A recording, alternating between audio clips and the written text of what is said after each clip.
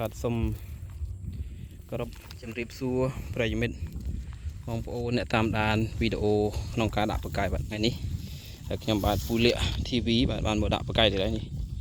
បាទមកកន្លែងទីតាំងបាទខ្លងអេមមិនតែបានមិនទិនដឹងទេបាទយើងទៅនឹងធ្វើការបិទនុយរូបនេះបកាយរបស់យើងបាទបងប្អូនបាទនេះខ្លងអេមបាទខ្លងអេមបងតែ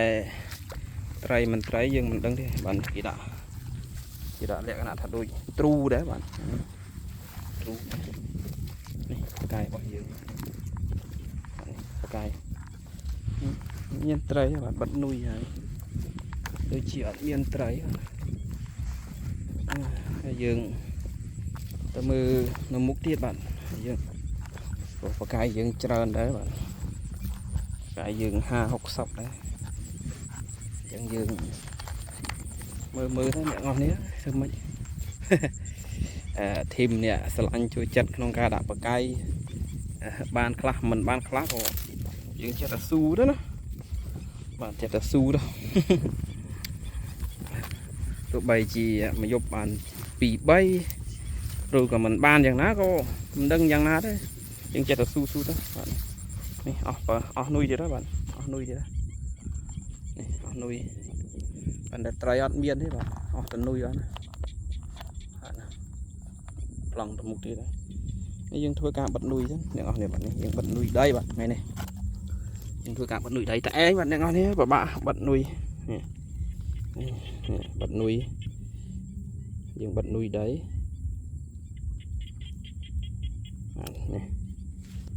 បាត់រួចហើយបាទនេះនុយរបស់យើងបាទ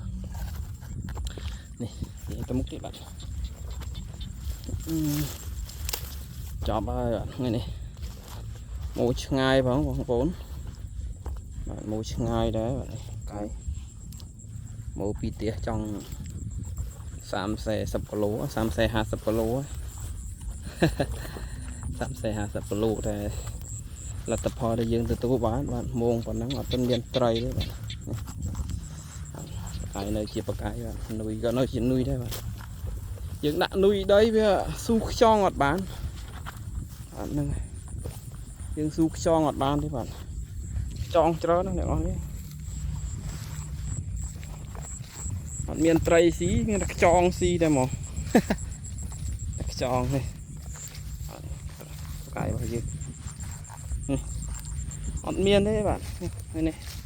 ហើយជាអំបិលប្រិយមិត្តអំបិលម៉ោង7ចឹងហើយម៉ោង7ចឹងហើយបាទនេះផ្លូវបាទมันស្រួលដែរបាទយ៉ាងដប់នេះបង្កាយបាទតែយើងដាក់មានត្រីទេបាទអត់មានត្រីអត់ឃើញមានត្រីស៊ីប្រហើយបាទម៉ោងប៉ុណ្នេះនេះបាទបង្កាយយើងបាទនេះមើលបាទនេះនុយnó chỉ nuôi anhមើលបាទនេះបាទថ្ងៃនេះពូលាក់ថ្ងៃនេះប្រហែលជាអំបិលហើយបាទបានត្រីផ្ញើកូនទេមើលទៅដល់មុខទៀតហើយយើងដាក់ច្រើនហើយមិនថ្មីទេអ្នកនរនេះយើងស៊ូជីវិតយើងអ្នកចូលចិត្តក្នុងការដាក់បង្កាយវាប៉ុណ្ណឹងឮគេថាខ្លងមកជួននឹងគេដាក់បានច្រើនបាទមកយក10 គីឡូ20 គីឡូដល់ពេលខ្ញុំបានបូដាក់ហ្នឹងរត់ទៅត្រីដិតហូបបាយមិនបានមកនេះរត់ទៅត្រីហូបបាយមិនបានទេស្ងាត់តែឈឹងណាហ្មង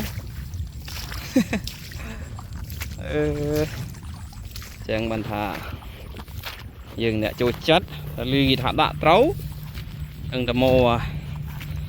ដឹងតែអ្នកប្រាប់នឹងដឹងតែរឿងពិតឬមិនពិតទេណា